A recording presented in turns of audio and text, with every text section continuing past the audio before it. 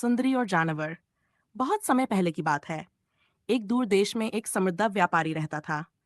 उसके 3 पुत्रियां थीं, जिनमें सबसे छोटी बेटी, जिसे सभी सुंदरी कहकर बुलाते थे, न सिर्फ रूप में बल्कि मन से भी अत्यंत सुंदर थी।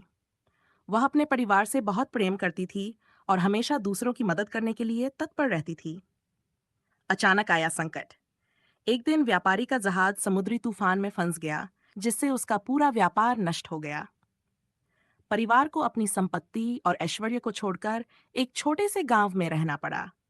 सुंदरी ने अपने पिता और बहनों का हर प्रकार से ध्यान रखा, जबकि उसकी दोनों बड़ी बहनें अपने पुराने वैभव को याद कर दुखी रहतीं। सुंदरी ने बिना शिकायत के नए जीवन को अपनाया। एक दिन व्यापारी को खबर मिली कि उसका एक जहाज सुरक्षित लौट आया है। उसे लगा कि शायद उसकी कुछ संपत्ति वापस मिल जाए, जिससे वह अपने परिवार की स्थिति सुधार सके। वह शहर की ओर चल पड़ा। जाने से पहले उसने अपनी बेटियों से पूछा कि वे क्या उपहार चाहती हैं। बड़ी बहनों ने महंगे वस्त्र और गहने मांगे, लेकिन सुंदरी ने केवल एक सुंदर गुलाब की मांग की।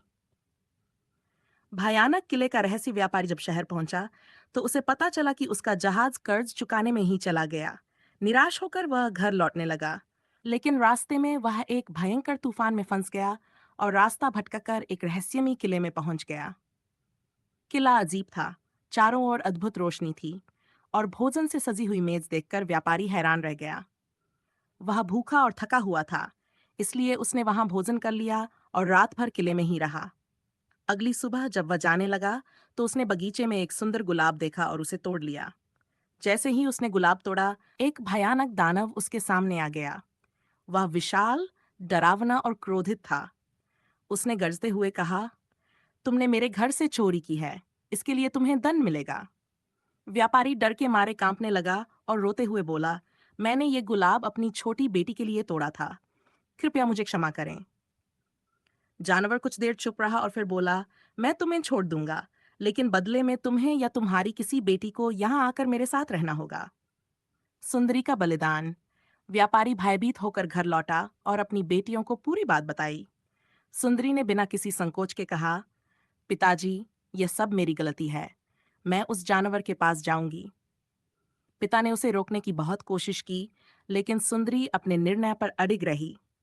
वह अकेले ही उस डरावने किले में पहुंच गई। जानवर ने उसे कोई नुकसान नहीं पहुंचाया, बल्कि उसने सुंदरी के लिए शानदार वस्त्र और स्वादिष्ट भोजन की व्यवस्था कर दी।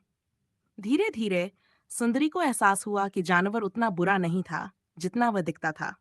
अनजाने में जन्मा प्रेम समय बीतता गया और सुंदरी और जानवर के बीच एक अनोखा संबंध बन गया।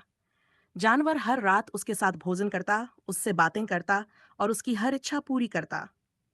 एक रात जानवर ने सुंदरी से पूछा, क्या तुम मुझसे विवाह करोगी? सुंदरी चौंक गई और धीरे से बोली, मैं तुम्हारा सम्मान करती हूँ, लेकिन मैं तुमसे प्रेम नहीं करती। जानवर दुखी हो गया, लेकिन उसने सुंदरी को कोई वाक्य नहीं किया। एक दिन सुंदरी को अपने पिता के बीमार होने का सपना आया। उसने जानवर से घर जाने की अनुमति मांगी। जानवर ने शर्त रखी कि वह 1 सप्ताह में लौट आएगी। उसने उसे एक जादुई दर्पण दिया, जिससे वह जब चाहे किले को देख सकती थी। सच्चे प्रेम की पहचान। घर लौटने पर सुंदरी को एहसास हुआ कि उसे जानवर की बहुत याद आ रही थी। जब उसने जादुई दर्पण में झांका तो देखा कि जानवर बगीचे में पड़ा है, कमजोर और असहाय। वह भागती हुई किले पहुंची और जानवर के पास आई। उसकी आंखों से आंसू बहने लगे। उसने कहा, जानवर, मैं अब समझ गई हूं कि मैं तुम्हें प्रेम करती हूँ। कृपया मुझे छोड़कर मत जाओ। जैसे ही उसने यह कहा, किले में रोशनी फैल गई और जानवर की जगह एक सुंदर राजकुमार खड़ा था। राजकुमार ने कहा, सुंदरी, तुम्हारे प्रेम ने मेरे ऊपर लगे श्राप को तोड़ दिया है। मैं एक अभिशाप के कारण जानवर बन गया था और सिर्फ सच्चा प्रेम ही मुझे मुक्त कर सकता था। खुशहाल अंत। सुंदरी और राजकुमार ने विवाह कर लिया और वे खुशी खुशी राजमहल में रहने लगे। सुंदरी के परिवार को भी सम्मान और सुख मिला। इस प्रकार सुंदरी ने यह सिखाया कि सच्ची सुंदरता बाहरी नहीं, बल्कि अंदरूनी प्रेम और करुणा में होती है।